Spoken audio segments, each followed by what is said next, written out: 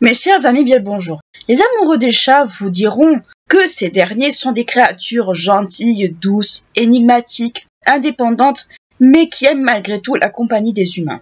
Certains d'entre eux pousseront plus loin en vous disant que les chats dominent quelque part le monde et que les humains ne sont là que pour les servir, alors préparer des lasagnes, alors tapoter leurs petits coussins bien moelleux si on en croit certains chats oranges. Et que dans l'Égypte ancienne, les chats étaient vénérés comme des dieux, ou du moins étaient respectés. Si on regarde bien l'Égypte ancienne, il y a bel et bien une divinité qui est associée au chat domestique, qui est Bastet. Dans cet épisode, je vous propose de faire justement la connaissance de cette fameuse déesse Bastet que nous connaissons de façon assez familière et que nous connaissons plus ou moins de vue grâce à la culture populaire, mais qui en réalité reste quand même une énigme aux yeux de beaucoup de gens et qui est notamment assez mal connue par rapport à son rôle dans la religion égyptienne. Bastet est une fille de Ré, tout comme Sekhmet et Hathor, le dieu du soleil, avec qui, nous l'avons vu, Sekhmet, Hathor, Bastet, avec qui ces trois divinités vont former une entité tricéphale. Nous avions déjà vu cette espèce d'entité tricéphale quand nous avions abordé Hathor et Sekhmet avant, mais là justement, Bastet va être un peu le chaînon terminant justement de cette fameuse entité tricéphale que vont former ces trois déesses en un seul visage d'une certaine façon. Comme certaines divinités que nous avons déjà abordées au préalable, Bastet n'a pas vraiment de mythe qui lui est propre. Ce n'est pas la première divinité qui est concernée et ça ne sera pas la dernière. Toutefois, elle est quand même présente dans le mythe que nous avions déjà vu par rapport à Sekhmet quand Sekhmet a déchaîné sa colère sur les hommes parce que Ré le lui a demandé. Bastet apparaît une fois que Sekhmet ait été apaisé, que sa colère est apaisée et qu'elle se soit adoucie une bonne fois pour toutes. Ce qui montre encore une fois que Bastet est liée à la déesse dangereuse qui est représentée par Sekhmet, mais d'une autre manière également, elle est également reliée à Hathor, puisque Ré a fait passer Hathor à Sekhmet et Sekhmet à Bastet. Donc on voit quand même qu'il y a une espèce de boucle qui s'est formée. Tout comme Hathor et Sekhmet, Bastet est également une divinité solaire, donc encore une fois reliée à Ré et reliée aux deux autres sœurs. Bastet est une déesse musicienne. Et aussi, elle est considérée comme la déesse de la joie. Mais elle est également associée au foyer, puisqu'on l'a décrit comme étant la patronne du foyer. On pourrait la rapprocher de Hestia chez les Grecs, si on voulait. Mais également la protectrice des femmes enceintes, des enfants, et aussi des chats domestiques à qui on la relie le plus facilement.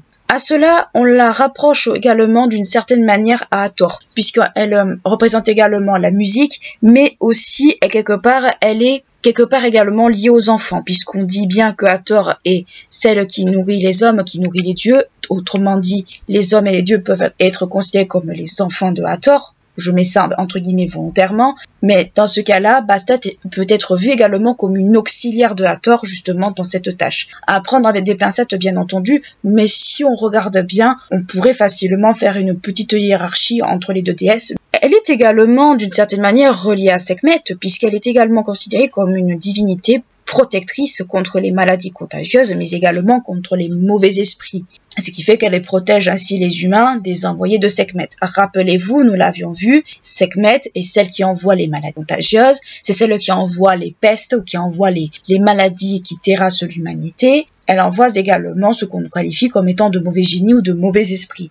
Donc, Bastet va être cette espèce de rempart entre Sekhmet et les hommes. Donc Bastet a également un lien avec la déesse dangereuse Sekhmet, même si d'une certaine manière, certains historiens vont quand même mettre dans le même panier également Hathor. À côté, on va dire, de tout ce qui peut la relier à Hathor et à Sekhmet, Bastet a d'autres pouvoirs que l'on connaît moins, c'est-à-dire des pouvoirs agissant également sur le caractère plutôt érotique, sur les énergies charnelles. Donc on voit quand même que c'est une déesse qui est rattachée plus ou moins à la conception des enfants, à la protection encore une fois des femmes enceintes et à la protection des enfants une fois nés. Donc on voit très clairement que c'est une déesse qui est très proche du foyer et très proche également des femmes. Bastet est la version douce, on va dire, de la femme. Si on regarde bien, Sekhmet et Bastet pourraient être, on va dire, les deux facettes d'une pièce par rapport aux femmes. La douceur et l'agressivité, la maternité et la férocité, par rapport justement au caractère féminin. On associe Bastet au caractère serein, au caractère plutôt doux des femmes, et Sekhmet, on va plutôt l'associer au caractère beaucoup plus sauvage, beaucoup plus dangereux que peuvent représenter les femmes. Donc ces deux déesses peuvent être associées également au trait féminin, ou du moins de l'idée qu'on en a à cette époque-là, ou d'une idée générale qu'on pourrait avoir également de la personnalité de la femme. Ce n'est pas un fait général, on va dire. Bastet est représentée sous différents aspects qui tentent à évoluer au fil du temps. Dans les premiers temps, elle prend l'aspect d'une chatte allaitant ses petits. On la représente très souvent sous les traits d'une chatte qui allaite deux petits chatons. Donc, on voit que c'est une déesse qui est reliée à la maternité, aux femmes enceintes et aux enfants. Elle peut être également représentée sous les traits d'un chat, la plupart du temps assis, du moins en position assise, orné de bijoux. La forme de Bastet commence à changer à partir de la 3e période intermédiaire. Avant cela, on a vu que c'était les formes précédentes qui sont le plus souvent associées à la déesse. En effet, à partir de cette époque-là, on va commencer à la représenter sous la forme d'une femme à tête de chat, la forme qu'on lui connaît à l'heure actuelle, ou à tête de lionne, ce qui fait qu'on pourrait presque la confondre avec Sekhmet, mais ce qui va peut-être la distinguer de Sekhmet, ce sont les attributs. En attributs, on va retrouver le cistre, qu'on retrouve également chez Hathor, et où je mets les deux mots ensemble, l'aégis ou l'égide, selon les versions que vous allez consulter, mais également un petit panier. Donc si vous voyez une déesse féline avec ces 3 attributs ou 2 sur 3, partez du principe que c'est Bastet, même si cette dernière a une tête de lionne. Le sistre est un instrument de musique qui est proche en fait presque d'une crécelle et que l'on associe également à Hathor. Nous l'avions vu, rappelez-vous, Hathor est également une déesse musicienne. Donc on voit encore une fois ce fameux lien entre Bastet et Hathor. L'égide, si on regarde bien, est un espèce de pectral, une espèce de gros collier plastron en forme de demi-cercle, et dans le cas de Bastet, il va être surmonté, ou du moins il va y avoir en plein milieu de ce gros collier plastron une tête de lionne surmontée du disque solaire. Donc encore une fois, un lien avec Sekhmet et un autre lien avec Ré, pour ne pas dire avec les deux, et ces colliers, de façon générale, ou du moins quand ils sont très pesants comme celui-là, sont généralement accompagnés d'un ménate. Donc le ménate, nous l'avions vu on l'avait vu avec Hathor, on l'a vu avec Khonsu. Donc on voit que le ménate n'est pas propre tout le temps à Hathor, mais à ce niveau-là, on peut se demander si ce n'est pas une récupération d'un attribut, encore une fois, de Hathor. Et le collier ménate, en fait, va juste servir de contrepoids, parce que le collier ménate a, en fait, cette espèce de contrepoids derrière. Donc on peut supposer que là, le ménate, en fait, sera plutôt caractérisé par le contrepoids qui est justement associé à ce collier. Ce genre de collier très imposant a, hormis l'aspect ornemental et d'apparat, a également un rôle dans le domaine religieux, puisqu'il est censé, en fait, selon certaines fêtes, il est censé être la représentation de la déesse, ou du moins la représentation de la divinité, et dans ce cas-là, en fait, il est presque comme une espèce d'avatar, d'une certaine manière, de la déesse, pour que cette déesse, et même les dieux, peu importe, puissent participer justement aux festivités qui lui sont consacrées. Mais c'est également, dans le cas par exemple de ce collier-là, c'est également un symbole de protection dans les rituels et dans les fêtes qui sont associés à la divinité. À côté de cela, Bastet est également représenté, comme je vous le dis, sous les traits d'une lionne, donc encore une fois relié à Sekhmet, et au moment des fêtes du Nouvel An égyptien, qui a lieu autour du 19 juillet, c'est du moins la date que les historiens ont fixée, et au moment justement de ces fameuses fêtes à l'honneur du Nouvel An, on représentait également la déesse sur des gourdes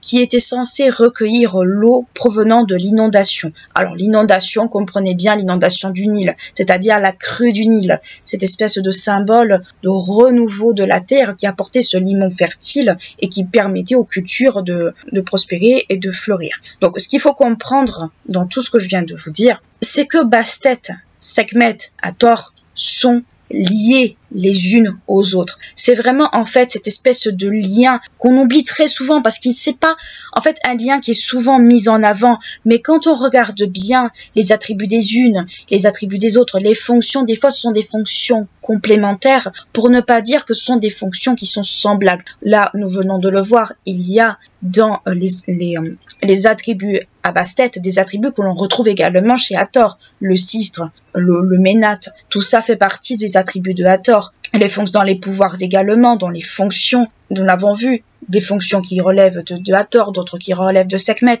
Donc on voit que Bastet est un petit peu le chaînon manquant presque, ou pas dire le chaînon qui finit justement cette tricéphalité justement de ces entités et qui fait que ce sont des entités tricéphales. Quand on pense à l'une, on pense automatiquement aux deux autres, puisque quand on regarde bien les fonctions des unes, l'histoire des autres, elles sont toutes les trois liées.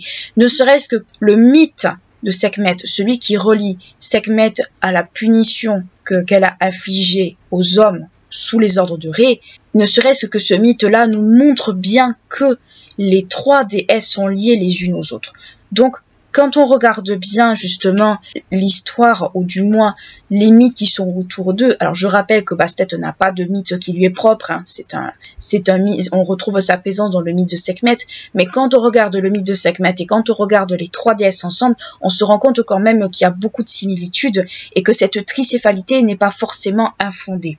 À côté justement de toutes ces attributions qui sont communes aux trois déesses, car je rappelle, même si Hathor des fois n'est pas forcément compté, on la met par moments dans le panier des déesses dangereuses et il en va de même pour Sekhmet et pour Bastet, car je rappelle que les déesses dangereuses, ce sont les déesses qui sont liées au soleil, donc, mais au soleil aride, au soleil hardcore, on peut dire ça comme ça, mais également aux déesses félines.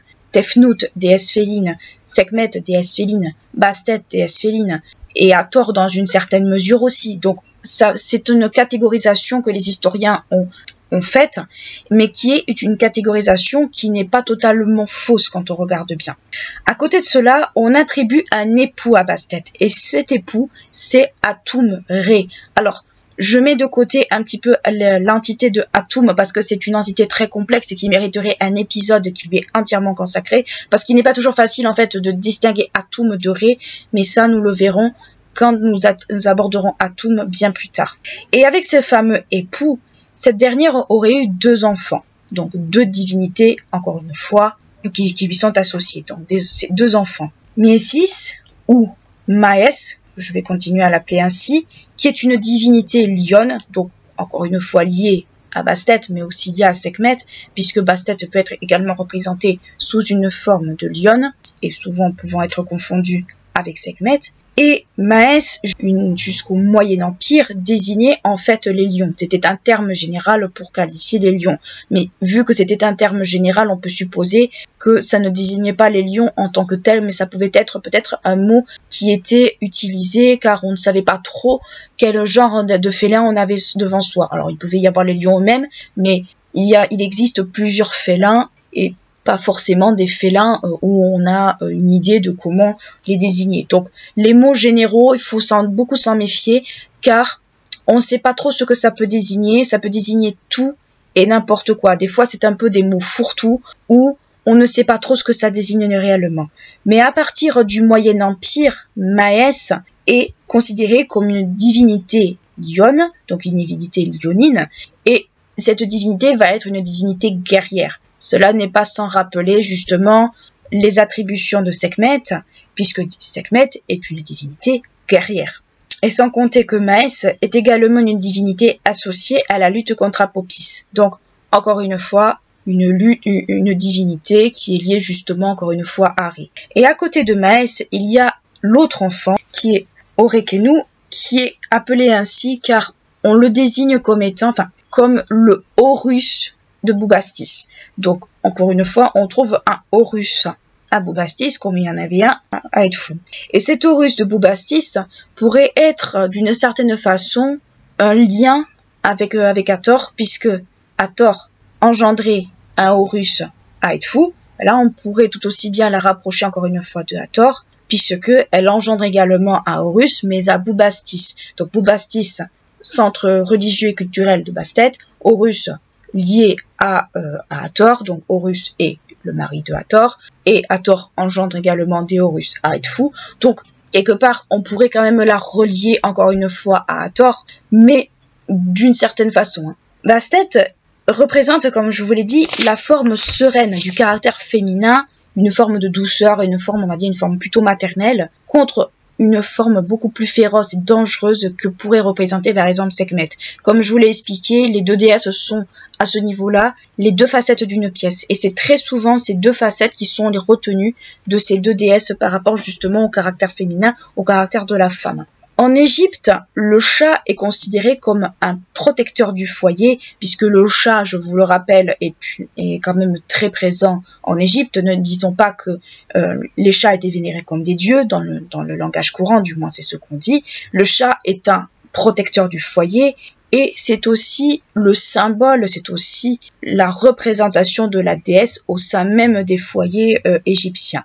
Puisque, je vous le rappelle, Bastet est considérée comme la patronne du foyer, on pourrait la rapprocher toute comme de Hestia chez les Grecs. La déesse apparaît dans les chapelles funéraires, notamment des femmes. Elle apparaît justement sur les parois de ces chapelles, mais dans une représentation plutôt où elle met en avant les qualités de maîtresse de maison, donc encore une fois liées au foyer.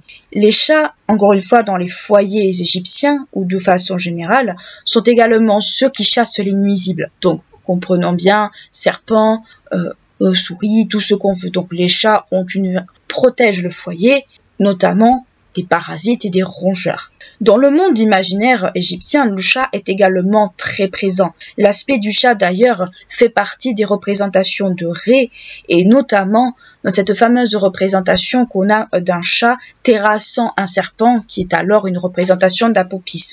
Alors, cette représentation en fait du chat terrassant le serpent, il y a toujours en fait cette part d'énigmatique en fait dans cette représentation, puisqu'on va l'associer à Ré, mais aussi on va l'associer un peu à tout un tas d'autres choses. Donc cette représentation du chat et du serpent reste quand même une représentation très énigmatique, dans laquelle on a beaucoup de mal en fait à dégager à la fois beaucoup de choses et pas grand chose en même temps. Le chat est également présent dans le livre des morts, qui est l'un des livres de base en Égypte, dans le chapitre 17, où un chat est également présent. La représentation, comme je vous disais, la plus connue, et c'est cette représentation qui suscite également beaucoup de fantasmes par rapport justement à cette figure du chat, la représentation la plus connue que l'on lui connaît, c'est celle d'un félin au pelage tacheté, avec des grandes oreilles bien pointues et de longues pattes, tuant un serpent avec justement un couteau. Les historiens voit dans ce félin un espèce de mélange entre le serval et le caracal, qui sont deux félins sauvages. Le serval, on commence un petit peu à le voir popper sur les réseaux comme étant presque un animal domestique, mais sachez que c'est un animal sauvage, c'est un félin sauvage, à cette peau tachetée, avec des taches qui ressemblent à un chat mais qui n'en est pas un, et le caracal, qui est un animal également sauvage, un félin sauvage, ce sont des petits félins, hein, ce ne sont pas des gros félins, mais par contre, ce qui distingue le caracal et le serval, c'est la présence des oreilles, puisque le caracal a des oreilles pointues, un petit peu, beaucoup plus pointues même que le lynx. On voit quand même qu'il y a une espèce d'amalgame entre deux espèces félines qui pouvaient être très bien présentes en Égypte.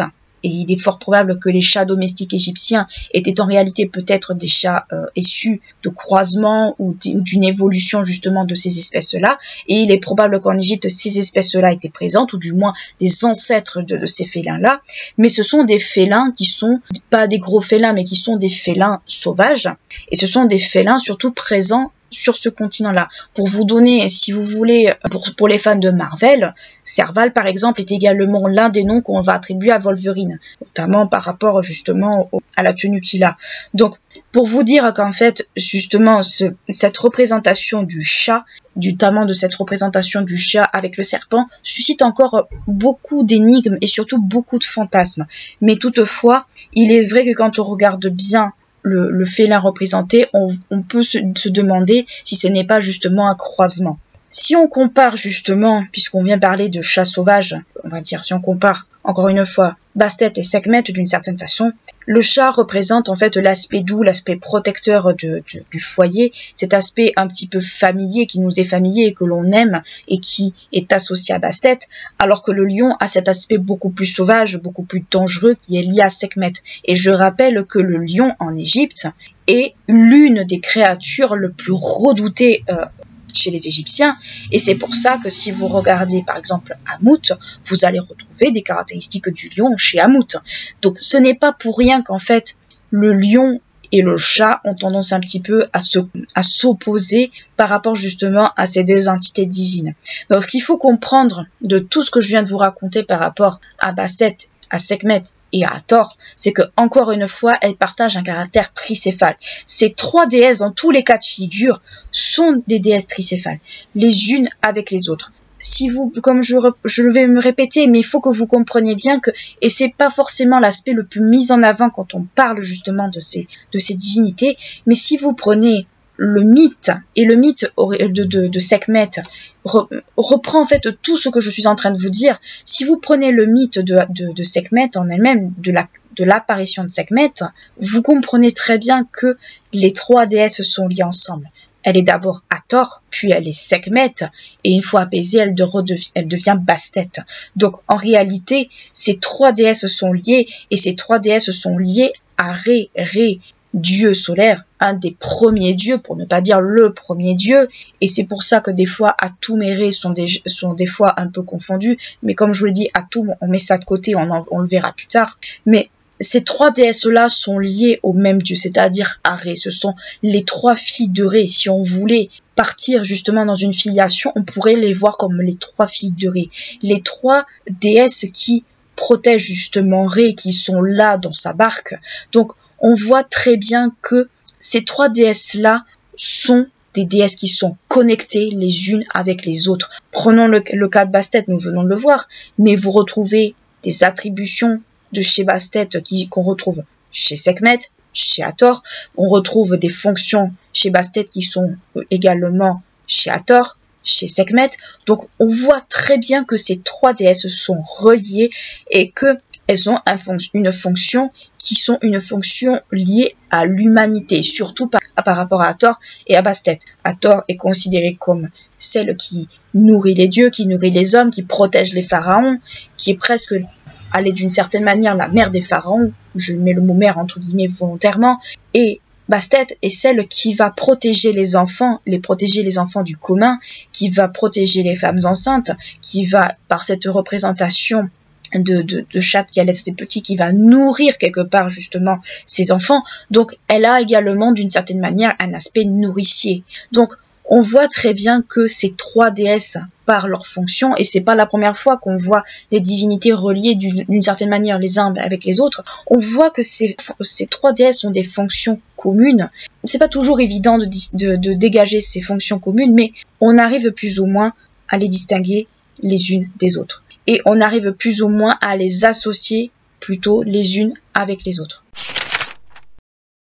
Le culte de Bastet a pour centre principal culturel et religieux la ville de Boubastis ou Perbast en ancien égyptien, et à l'heure actuelle cette ville porte le nom de Tel Basta. Boubastis, ça va être le nom que nous allons garder tout au long de cette partie, et le nom grec donné à cette ville.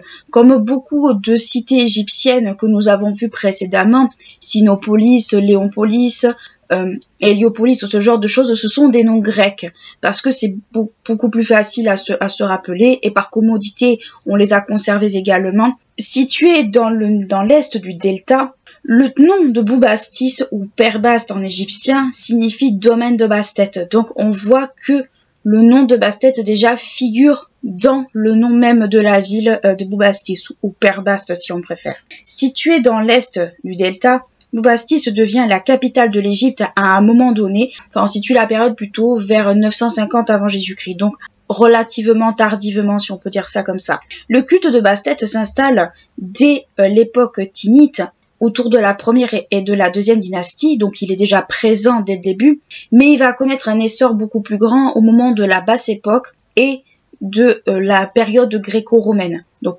vers la toute fin presque de l'Égypte antique, mais comme beaucoup d'autres cultes que nous avons déjà abordés et de beaucoup d'autres cités que nous avons déjà abordées, le culte de Bastet est déjà présent, seulement comme beaucoup d'autres cultes égyptiens ou cultes de certains dieux, il va avoir un peu un effet de mode ou un essor à un moment plus qu'à d'autres. Mais ça, c'est totalement normal. Et ces renseignements que nous avons, et notamment cet essor au moment de la basse époque et de l'époque gréco-romaine, va se traduire par le nombre en fait de chats momifiés que l'archéologie va révéler. Donc on voit qu'il y a eu un essor du culte de Bastet justement à ce moment-là. En effet, les animaux, et dans ce cas-là les chats, mais sachez que c'est valable pour d'autres animaux sacrés comme les chiens, comme les bœufs qui étaient reliés à Apis, comme beaucoup d'autres animaux, même les crocodiles étaient momifiés également. Les chats avaient droit à des rites funéraires bien particuliers. Avant d'être enterrés à Boubastis, qui est un petit peu la cité où tous les chats, ou du moins les chats vivants sur place étaient enterrés, ces derniers étaient enterrés la plupart du temps dans des maisons sacrées, là où ils vivaient principalement. À la mort de l'animal, il y avait tout un cérémonial au niveau de la maisonnée où l'animal vivait, à savoir que les membres de la maisonnée devaient se raser les sourcils pour marquer le deuil de l'animal. Pour le chat, c'était en tout cas ça. Pour le chien, c'était se raser intégralement le corps et les cheveux, ce qui est à la base une mesure d'hygiène. En réalité, en Égypte, on se rasait déjà les poils de façon générale pour des questions d'hygiène à cause des poux, ce genre de choses. Donc, ce qui faisait que ce rite, en fait, rentrait un peu dans le cadre du rite funéraire, du rite religieux, mais également aussi, quelque part, du rite d'hygiène. Mais ça, c'est pour les chiens. Pour les chats, on se rasait simplement les sourcils. À côté de cela, il faut quand même souligner que avant d'être enterrés à Boubastis ou dans des maisons sacrées, la plupart du temps, les chats étaient enterrés là où ils vivaient, ou du moins dans la ville natale, soit où ils étaient nés, soit où ils ont vécu. Donc la plupart du temps, comme je l'ai dit, ils étaient enterrés dans des maisons sacrées, car c'était des maisons propres justement à ces animaux-là.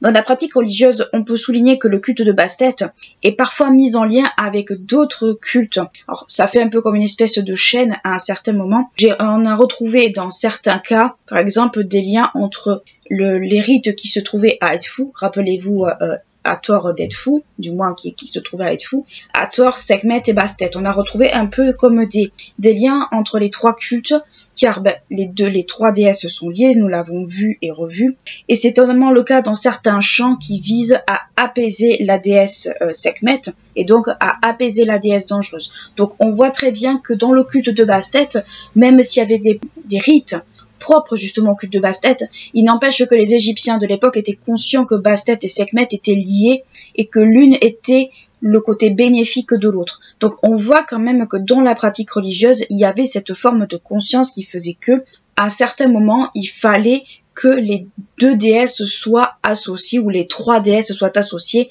d'une certaine façon. Et cela passait par le chant, mais ça pouvait certainement passer par d'autres rites.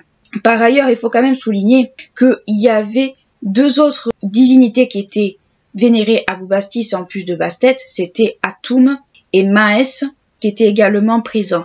Il y a le Horus également, son fils Horus, mais celui-là n'est pas mentionné. Toutefois, les deux autres le sont, et on peut également s'interroger à savoir si ces trois divinités n'étaient pas justement vénérées en triade. Rappelez-vous, nous avions vu la triade pour Hathor, nous l'avions vu pour Sekhmet également. Il est fort probable que peut-être, et je mets le mot peut-être devant, il y avait peut-être une forme de triade entre Bastet l'épouse, Atum l'époux, et Maès, dans ce cas-là, Maès, qui est l'enfant, le dieu enfant, justement, à ce moment-là. Donc, on peut s'interroger, justement, par rapport à cela. Mais pour l'Horus de Boubastis, on n'a pas forcément d'informations, ou du moins, je n'en ai pas trouvé. À côté de ces informations que l'archéologie nous fournit et les écrits également, il y a d'autres sources que l'on peut citer. On peut citer également les auteurs antiques, et notamment les auteurs antiques grecs, qui nous renseignent beaucoup sur certaines pratiques qu'ils ont vues, mais c'est toujours pareil, c'est à visée extrêmement critique, bien entendu, ce n'est pas un point de vue totalement objectif, il faut prendre beaucoup de recul, toujours pareil avec les sources que nous utilisons. Et les auteurs antiques mettent en avant quelques informations concernant la place du chat dans le culte de Bastet, mais également le culte de Bastet en lui-même, ou du moins la perception que ces auteurs en ont. C'est notamment le cas pour Hérodote qui est un historien grec, qui est le père de l'histoire comme nous l'appelons aujourd'hui, qui dans ses histoires, parce que Hérodote a écrit un certain nombre d'ouvrages, ou du moins des ouvrages qui nous sont parvenus sous certaines formes, il écrit dans ses ouvrages au 5e siècle, donc presque en plein milieu de la période basse époque, il relate certains aspects du culte de Bastet, ou du moins de ce qu'il perçoit comme appartenant au culte de Bastet, mais il ne fait pas mention des chats. Certains historiens se sont rendus compte que malgré le fait qu'ils donnent des informations par rapport au culte de Bastet, il ne fait pas mention des chats. Donc ça prouve que Hérodote connaissait à quoi ressemblait un chat, du moins il se doutait de à quoi pouvait ressembler un chat à l'époque, donc ce qui fait qu'il n'en parle pas. En revanche, il donne une description de ce qu'il semblerait être des rites donnés en l'honneur de Bastet, dans lesquels il trouve une certaine forme de trivialité. Il donne presque une certaine critique de réjouissances qui sont données autour du culte de la déesse, de réjouissances populaires, donc du peuple qui justement donne des réjouissances en l'honneur de la déesse, mais aussi également des rites. Donc on peut voir dans cela que Hérodote est déjà très critique par rapport à ça, et ce côté trivial est sans nul doute au fait que les Égyptiens vénèrent des dieux et des déesses mi-homme, mi-animal. Donc on peut se dire que ça doit probablement venir de là, et que cet aspect trivial qu'il décrit vient probablement de là. Et cet aspect trivial est d'autant plus critiqué par l'auteur, puisque il met en avant également une espèce une ambiance un peu enivrée, ou du moins où l'ivresse est présente, notamment au moment du Nouvel An. Le Nouvel An, je rappelle, c'est le moment de l'inondation, ou du moins c'est la période de l'inondation du Nil, ce Nil qui apporte ce limon fertile dont les Égyptiens ont besoin pour leur culture, et où les Égyptiens, selon lui, et c'est toujours à prendre des pincettes, auraient tendance à s'enivrer, et ça serait dans le but d'apaiser la déesse dangereuse. Alors rappelez-vous le mythe de Sekhmet. Sekhmet, on lui a donné ce que certains historiens voient un peu comme étant l'ancêtre de la bière rousse, donc ce qui fait que les Égyptiens boiraient jusqu'à outrance justement pendant le Nouvel An, du moins les célébrations du Nouvel An égyptien. Donc ça reste une interprétation bien entendu qu'il faut prendre avec des pincettes, où justement Hérodote donne une certaine forme de critique des coutumes égyptiennes justement à ce moment-là. Au 1er siècle, donc bien après Hérodote, c'est Diodore de Séville qui nous donne certaines informations, mais pas forcément sur le culte de Bastet en lui-même, mais plutôt sur la place des chats dans la société, ou du moins dans les temples, dans la pratique religieuse, à savoir qu'il y avait des chats qui étaient élevés au sein même du temple, donc chats qui étaient en référence à Bastet, et pour qui il fallait faire un certain nombre de cérémoniales si on voulait obtenir soit une guérison, à savoir qu'il fallait faire un don en argent aux personnes qui s'occupaient d'eux, donc aux personnes qui vivaient certainement dans le temple, afin justement que le dieu ou la déesse soit honoré. Donc on peut supposer que le chat, dans ce cas-là, n'était pas relié qu'à Bastet dans ces cas-là, mais peut-être était relié à Ré ou ailleurs. Il n'y a pas plus d'informations là-dessus, mais on peut supposer que justement c'est le cas. Et ces dons en fait en argent servaient principalement pour payer la nourriture de ces chats sacrés. Donc on peut supposer que c'était des chats qui vivaient à l'intérieur du temple et qu'il était formellement interdit de battre ou de faire quoi que ce soit d'illicite à ces animaux, car les chats, même s'ils étaient sacrés, même s'il était interdit de battre un animal au sein même de certaines villes, je rappelle que ce n'était pas toujours le cas. Donc, il y a quand même une forme de protection du chat. Et par rapport justement à ces dons de nourriture, les chats étaient dans ces cas-là. Alors, cette nourriture, ou du moins ces dons de nourriture, pouvaient se composer soit de pain trempé dans du lait, soit de morceaux de poisson. Donc, on voit clairement qu'on cherchait à s'attirer les faveurs du chat et qu'on essayait d'en prendre le soin le plus possible, car le chat, comme d'autres animaux, étaient des animaux sacrés, et qu'il était formellement interdit de lever ne serait-ce que le petit doigt contre ces animaux-là, sous peine certainement de très grosses sanctions. Mais bon, il y a des sanctions quand même auxquelles certaines tortionnaires ont pu échapper. Ça c'est déjà vu. Donc ce qu'il faut comprendre, c'est que le chat dans le culte de Bastet était un animal sacré. Il était formellement interdit de faire quoi que ce soit contre lui. Et les célébrations autour de Bastet, j'ai pas réussi à trouver des informations pertinentes dessus. Donc il faut comprendre que les célébrations autour du culte de Bastet étaient certainement des célébrations, ou du moins le culte devait être assez proche des autres cultes égyptiens. À la seule différence, c'est qu'on le reliait énormément à Sekhmet et à Hathor aussi derrière. Donc ce qui fait que c'était probablement un culte qui se voulait être sur 3 pôles à la fois. On peut faire cette hypothèse-là, mais sachant qu'il n'y a pas d'informations pertinentes dessus, il n'est pas toujours évident de bien savoir les choses par rapport justement à ce culte-là. Et c'est justement ce manque d'informations que je trouve particulièrement gênante, ou du moins d'informations pertinentes dessus. En conclusion, ce que nous pouvons dire de la déesse Bastet, c'est que Bastet est liée justement au caractère tricéphale de la déesse Hathor, qui partage justement cette figure de tricéphalité entre elle-même, qui est Hathor, Sekhmet et Bastet. Si on regarde bien un petit peu le schéma qu'emprunte justement cette divinité tricéphale, on a d'abord Hathor en premier lieu, en tout premier, puis sous sa forme colérique nous avons Sekhmet, et quand Sekhmet est tranquillement ou tranquille, elle se transforme en Bastet, ce qui fait que ça peut faire quasiment un cycle, voire un caractère tricéphale. Nous l'avions déjà abordé ce caractère tricéphale quand nous avions abordé Hathor et quand nous avions abordé Sekhmet, et mais on peut dire que Bastet est la dernière partie de cette tricéphalité et qui fait que justement cette déesse est associée à Ré et donc est une déesse propre au soleil, une déesse solaire et une divinité qui peut être notamment aussi associée aux déesses dangereuses. On avait déjà vu ce caractéristique de déesse dangereuse quand nous avions abordé Sekhmet, mais pour les égyptologues, il existe plusieurs divinités dangereuses. Ce sont des divinités lionesques ou félines d'une certaine manière, mais les félins plutôt sauvages. Vous avez Tefnut, qui est une divinité panthère, représentée avec une tête de panthère.